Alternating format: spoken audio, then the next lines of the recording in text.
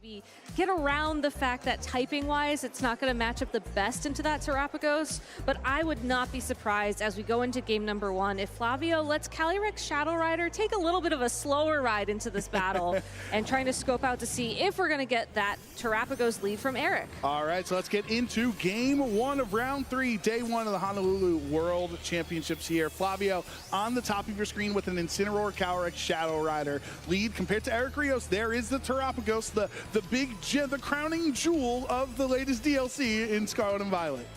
This Grimmsnarl will not be able to be flinched by Incineroar thanks to its Covert Cloak held item. So this Grimmsnarl will have the opportunity now to either go straight for a foul play into that Calyrex Shadow Rider, maybe try and get some paralysis on that Pokemon as well, or any Pokemon that Flavio decides to pivot into that spot if it's not favorable for that Pokemon.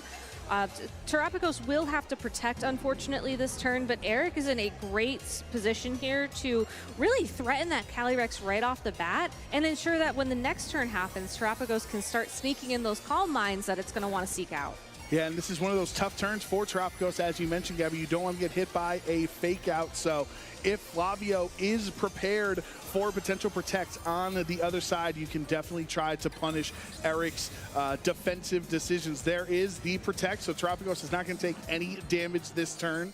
It is not, and that's going to be important as we do see the fake out try to go into that spot. Thunder Wave, though, will fail, and this is a unique thing about Dark-type Pokemon and a great opportunity for this Calyrex Shadow Rider to start going on the offense. Because it took on that Dark typing thanks to the Terastallization, priority moves will fail when used against it. Right, back in the Sun and Moon, here we are in Alola, you could say. That was an Alola change to make the Dark types no longer be able to hit by Prankster attacks, and that's actually really huge because not only is Terapagos naturally slower than Calyrex, but now there's really no chance of speed control onto either of Flavio's now 2 Dark types on the field. Exactly. This Grimmsnarl has been rendered, honestly, a little bit useless in this board position as it can no longer use Thunder Wave, it can't use Reflect to necessarily negate the damage that will be happening this turn. So I think it's great that Eric Rios has swapped it out. I'm just curious, how much damage is he going to take as a response on this Ogerpon who came out on the field instead? Calyrex is just going to protect here on this turn for Flavio, so the Terastallization used on turn 1, but no damage here this turn. Terra Starstorm without Terastallizing, crucial for Eric on this turn to maybe keep his opponent waiting, wondering which Pokemon will Terastallize. And there's the parting shot from Flavio's end, lowering Terapagos' special attack.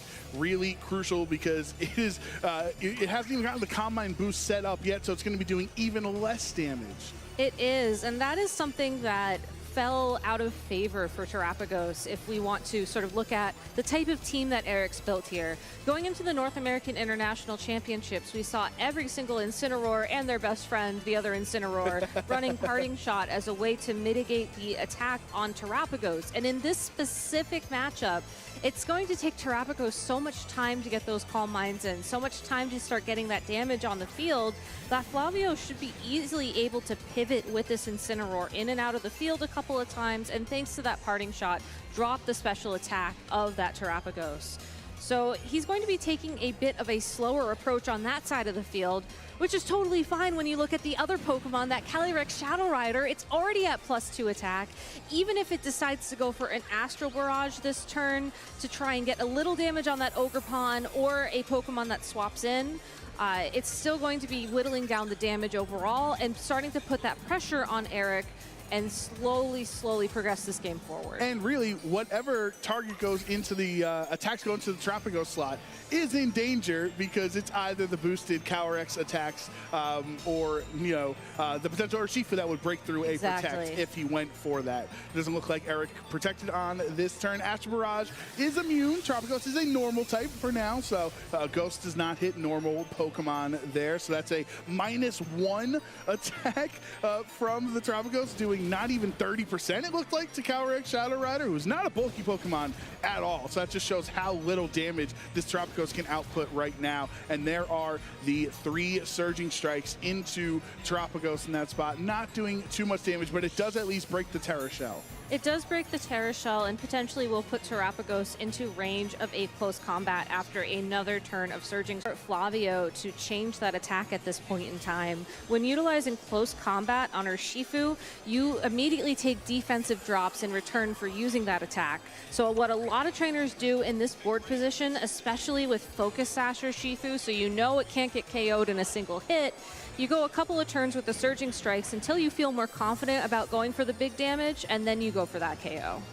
The Hearthflame Ogerpon is going to swap out into Grimmsnarl, so Eric still has not revealed his 4th Pokemon to Flavio here in Game 1. But now it's time for Eric Rios to finally terrestrialize in Game 1 with this Terrapagos. It's had its special attack drop, it's had the Terra Shell drop, but now it's time to just click stellar damage. And this will be doing super effective damage to the opposing Calyrex Shadow Rider when it gets the opportunity to attack. There's the Astral Barrage into both of the Pokemon, but again, remember, same interactions as before with Terrapagos, and Grimmsnarl resists the Astral Barrage, so a really smart switch in for Eric. Here's the Stellar Starstorm into both. Calyrex hangs on! Urshifu in the red as well. Crits the Urshifu, wouldn't have been a knockout anyway, thanks to the Sash item, but then the Terrapagos hangs on in the red. Close combat doesn't pick up the KO. And if you look at how much health is left on that Terrapagos, it was thanks to one turn of leftovers recovery that allowed it to hold on through that close combat. Unfortunately, Terrapagos is naturally slower than the Urshifu on the opposing side of the field, so Eric cannot simply protect here and let Grimmsnarl take the KO there.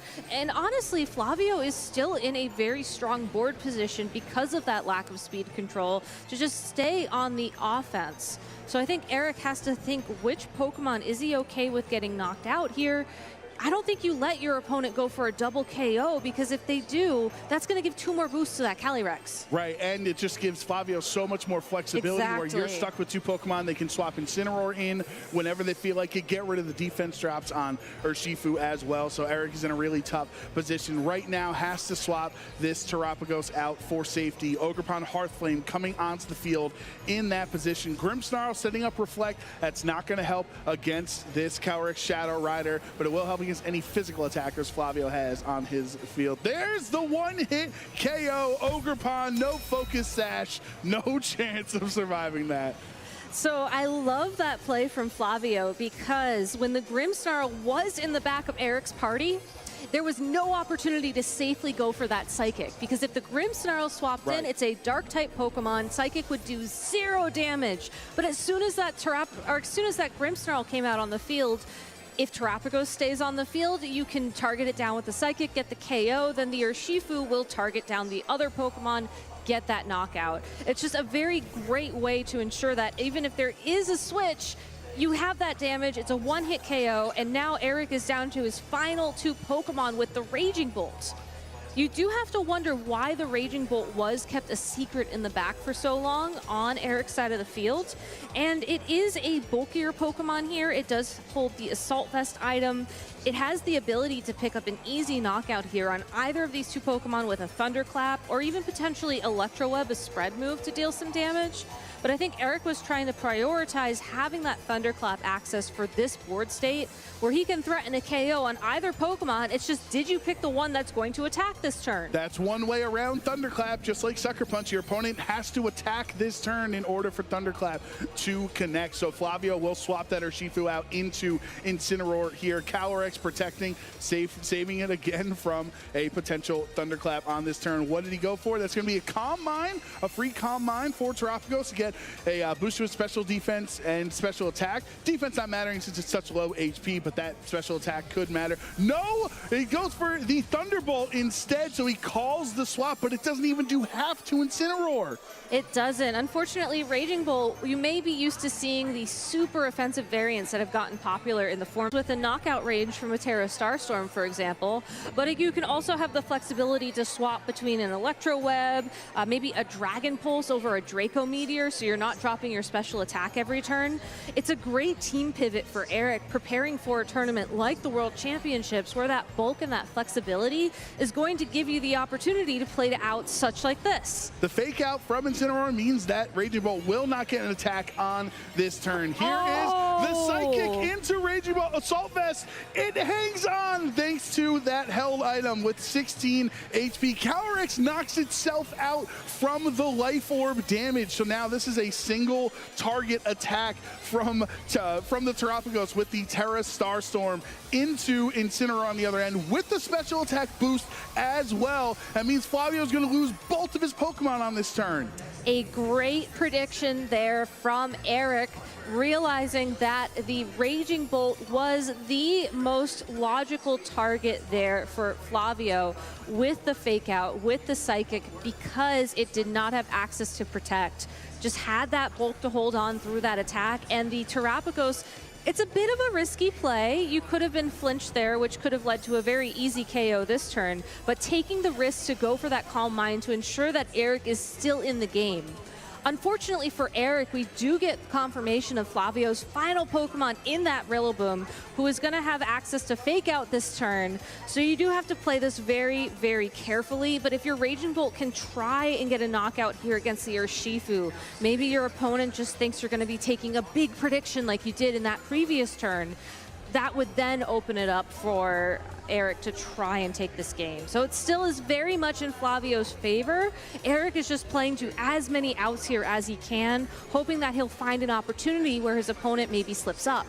Right, no need to forfeit here in game one, just to see what your opponent's tendencies are, see how they're playing this matchup. For now, Urshifu will detect. The Terra Starstorm means Terrapagos is actually faster than the Rillaboom on this turn. That's +1 damage. It is spread, so that will be doing a little bit less than it did to that Incineroar last time, and the Rillaboom just tanks that like an absolute champion, responding with the Woodhammer for the KO. Yeah, and now that the Terrapagos has been knocked out here, while this Raging Bolt should be able to pick up the KO on this Urshifu pretty quickly, again, with something like Thunderclap, I do think that Rillaboom has the damage advantage here. Actually, I don't know. That Dragon Pulse did a little bit more than I was anticipating to the Assault Vest Rillaboom on the opposing side of the field. It's possible with that grassy terrain recovery, it might be able to hold on. The issue, Raging Bolt doesn't have Protect to try to stall up some health recovery from the grassy terrain, and it can only target down one of Flavio's 2 Pokemon. So if you Thunderclap the Urshifu slot, then that leaves Rillaboom to target this low health Raging Bolt. Well, that's exactly the play that Eric went for. So let's see. It's just going to be that Rillaboom and the Raging Bolt staring each other down. And a Woodhammer here should seal the deal, picking up a KO on Raging Bolt and giving Flavio the victory in this game number 1. Right, even if it is a resisted hit, that Woodhammer with the grassy terrain boost and just the general power Rillaboom can bring to any matchup will be more than enough. So it got, honestly, Gabby, it got closer than we thought it was after the first couple of turns. Eric was able to bring it back, and I think that's one of his best tendencies as a trainer, is that no game is truly lost when Eric is playing. He can always find his win conditions back in. But kudos to Flavio for, sticking with that advantage early on and pressing his offensive damage output from the Calyrex. Yeah, being able to get that nasty plot in pretty safely turn number 1 of this game number 1 meant that the Psychics from this Shadow Rider Calyrex were always a threat. And Eric really had to preserve the Terra Shell when you think about how this match played through, so that it could hold on through the Urshifu's attacks, and he couldn't necessarily respond immediately with the Terastallization Terra Starstorm to get that damage down. And what we did see in this interaction here is that Terrapagos is naturally faster than Flavio's Urshifu, which is not a thing that normally happens with how these Pokemon are trained. So that's massive news, one, for Eric to just know in general, but also now you probably don't need Thunderwave Grimmsnarl as much as you thought you did. I don't think so. I mean, if you look at the Grimmsnarl in particular, it was great to be there as a Dark-type Pokemon to soak up damage from the Psychic and the Astro Barrage on the opposing side of the field. But you didn't do any damage in return. You didn't get that Thunder Wave to connect. You didn't get any sort of foul play or taunt action in on this game. I think that if you are making an adjustment in this game number 2, leaving the Grimmsnarl behind is a very logical adjustment to make. You also have access to your own Urshifu Rapid Strike, which could come in handy here with the multiple hits, be able to threaten some bigger damage on that slower Urshifu, like we just said, break the Focus Sash in one attack and then a Terra Starstorm to pick up the KO might be a very easy way for Eric to make a natural pivot in how he approaches this game too. Yeah, even if Eric lost game one, he still gained some valuable information there, now knowing Tropicos naturally faster than Urshifu, faster than the Rillaboom on the opposing side, so Flavio would have to choose Grassy Glide to try to get it if it's low HP. So definitely information gained for Eric in that loss. We'll see if he can turn it around in game two, or if Flavio will start his day at 3-0. Incineroar, Calyrex, Shadow Rider for Flavio, and Terapagos, Grimmsnarl yet again for Eric. Yeah, so same leads on both sides of the field, and the presence of the Grimmsnarl from Eric, I think, putting a lot of pressure on Flavio to click that Terastallization, again, turn number one in this game number two. I wonder if we see Eric just repeat the same play we saw from game number one, where you go for the Thunder Wave, you go for the Calm Mind and hope for the best.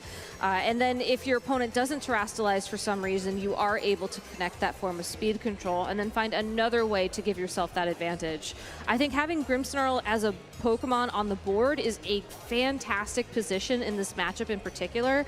I'm just wondering if Eric is going to be able to utilize it a bit better this game. Right, you think this time around, one, you only have Reflect, you don't have Light Screen, so that's really hindering you in this matchup against Flavio's Shadow Rider as a special attacker, that you can't mitigate that damage.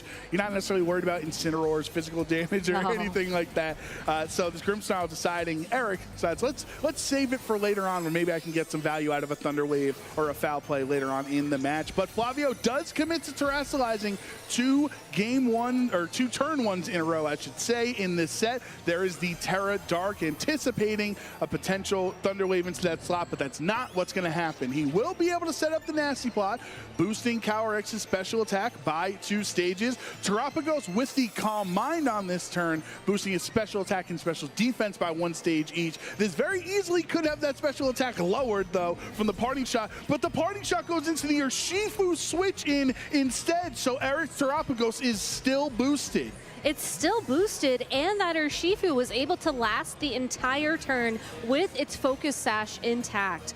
Normally when you have a Pokemon with a Focus Sash in the back of your party, you don't want to switch that Pokemon onto the field, knowing that if it takes any damage in the process, that item is no longer of use. But Eric made a fantastic read there, anticipating the Parting Shot over the Fake Out on that Incineroar, maybe thinking that there would be a Protect from his own Terapagos in the process, so that Urshifu, yes, it has been intimidated essentially with its attack down 1 stage, but it's able to deal damage via critical hits, which ignore any of those stat changes. Right, and now that Flavio has committed his Terastallization onto Calyrex, yet again, if Eric does Terastallize his Terapagos, that would be doing super effective stellar damage into the other slot. So Flavio is set up with his offense, but how do you handle these 2 Pokemon defensively? It's a very tough position to be in defensively, because it comes down to who can hit harder and who can hit faster. And unfortunately for Flavio, we did see that in game number 1, where the Terapagos is faster than that opposing Urshifu.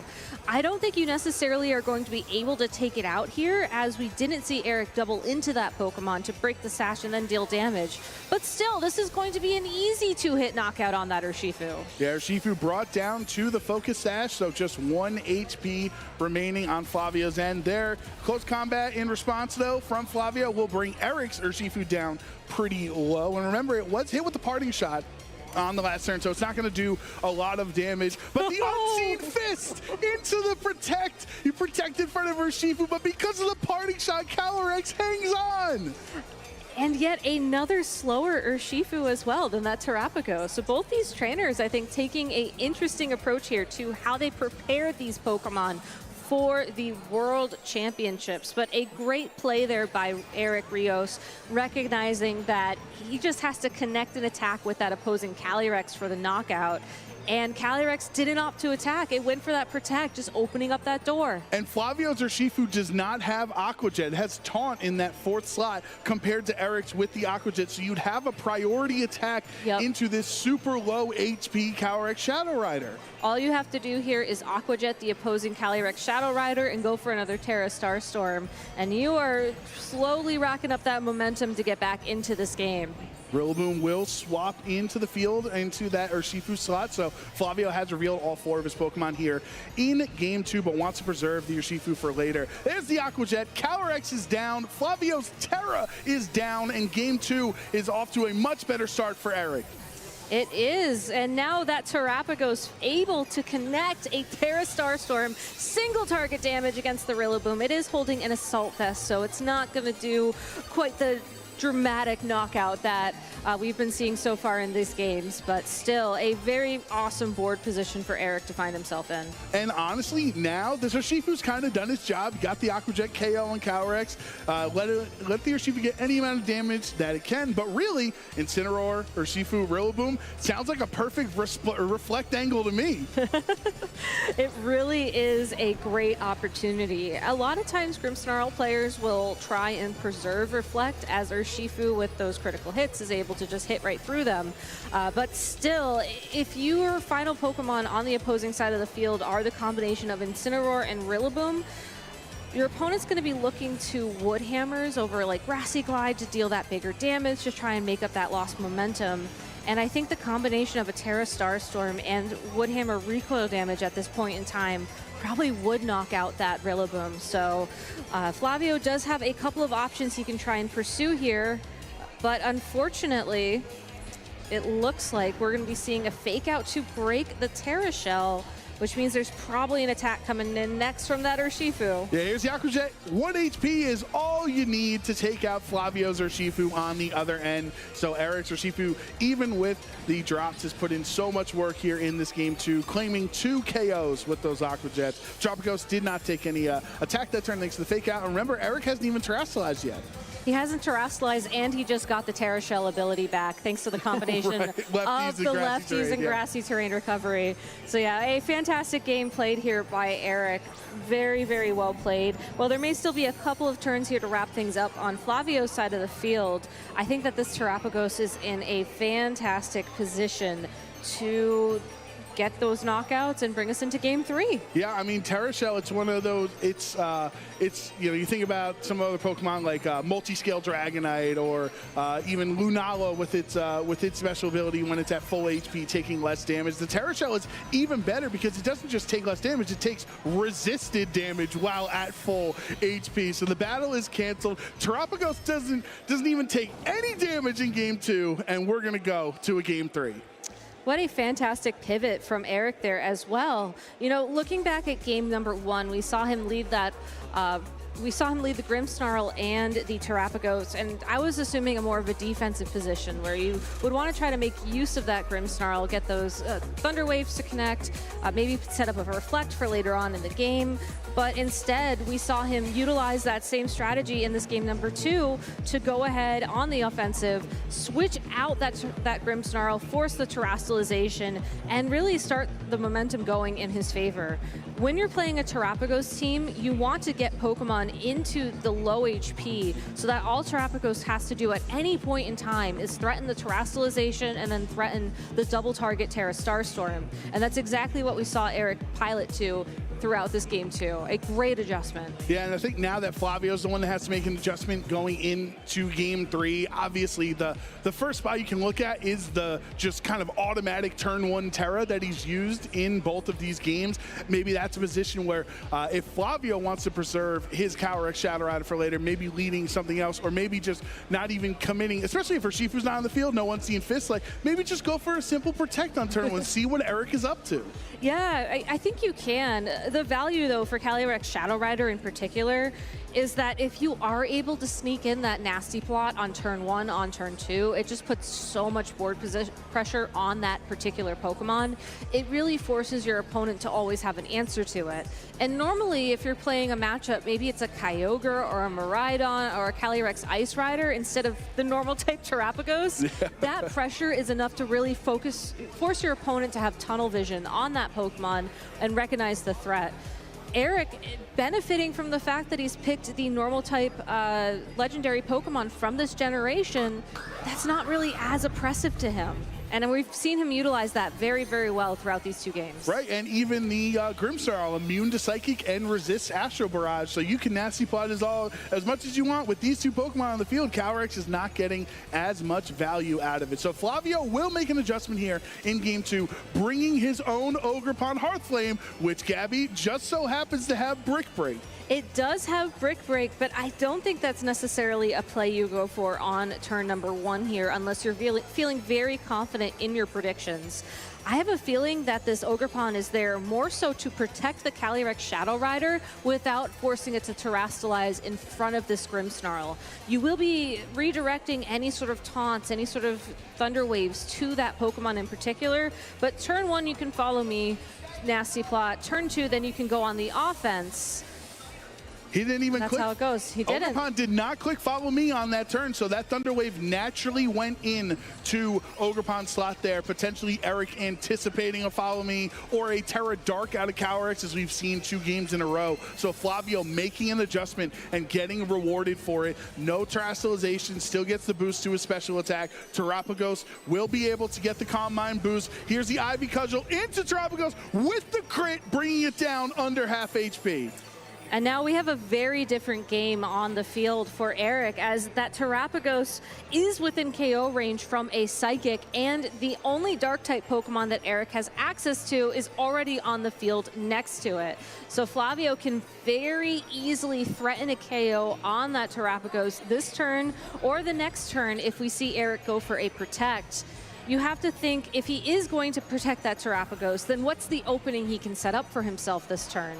I think his best opportunity here is to try to either paralyze that Calyrex Shadow Rider or get some big damage down with it on Foul Play, assuming it's not going to Terastalize. So looking at how Eric is approaching this turn, he's making that call that there will not be Terastallization on Flavio's side of the field, and we'll have to see if it's going to pay off. Yeah, this is a really crucial turn for Eric, as there's so many factors going against him. One, you have access to Follow Me on the other end, so it can redirect attacks away. There's a potential Terastallization into a Dark type. That would also be a really big deal, but Eric will lock in the Stellar Terra for Terapagos here in Game 3. Astro Barrage does not affect Terapagos, but this is +2 special attack into the Grimmsnarl, bringing it down under half HP. That Life Orb damage is so strong, even when resisted. Terra Starstorm into both of Flavio's Pokemon. Neither of them are Terastallized, though, so it will not do super effective damage, and look how little it did. But the Foul Play is 4 times super effective, so Flavio's Calyrex is down. He's going to have to Terastallize something else in Game 3.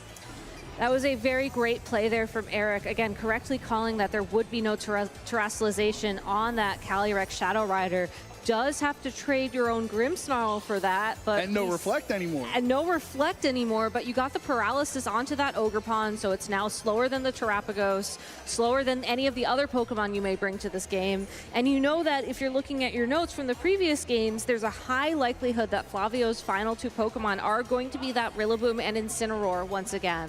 And I think we're seeing another board situation where Eric just has more offensive power.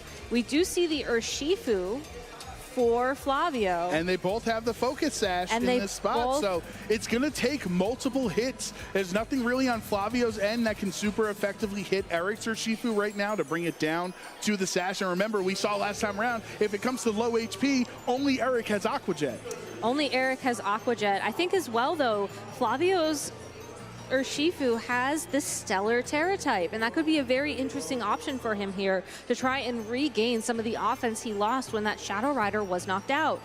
As long as you go for that Stellar Terastallization, it's going to boost up the power of your Surging Strikes once, your Close Combat once, and that might be enough to win him the game. He just has to be very careful about how he approaches these turns. Ogerpon breaks through Paralysis, so it does get Follow Me to redirect attacks away. Not going to redirect the spread attack from Terapagos, obviously, but Ogerpon does hang on. Ogrepon in the red, meaning this Urshifu's hit will go into the other slot. Flavio KOs Eric's Terapagos, gladly taking those defense drops to get rid of Eric's most important Pokemon. Now all that's left on this turn for Eric is the Urshifu, targeting down this low HP Ogrepon. On the other hand, the close combat takes it out, but you will get those defense drops on the other side. So a really strong turn for Flavio, keeping his Urshifu's Focus Sash intact. Keeping the Urshifu's Focus Sash intact. Oh, no, actually with the spread attack, excuse me, sorry. Yes. Yeah, sorry about that. I got so excited about Urshifu that he survived the turn. That's okay, that's okay. Eric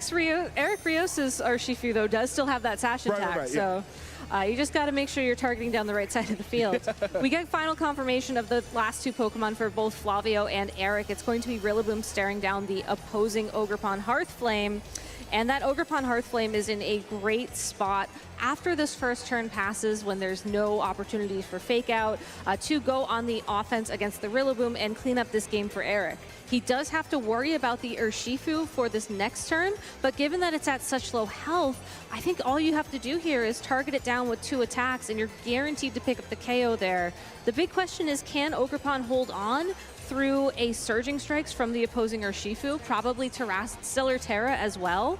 And a lot of these Ogrepon Hearthflames coming into the World Championships have been a bit on the bulkier side. It's possible that it's been trained to survive this. Right, especially when you have access to Follow Me, you want to be able to take, if you want to redirect hits your direction, you want to be able to take as many hits as possible. But Flavio going to match the Stellar Terra from Eric, say, hey, great strategy, you might as well Stellar Terrasilize my Urshifu Rapid Strike, now getting a boost to all of its attacks one time. Wow, there is the stellar damage there. So close combat on Urshifu's not even going to get the chance to attack, because Eric's Urshifu goes first here with the knockout from close combat. Flavio down with the Rillaboom left on his end. It's a 1v2 situation. What can Flavio do in this matchup?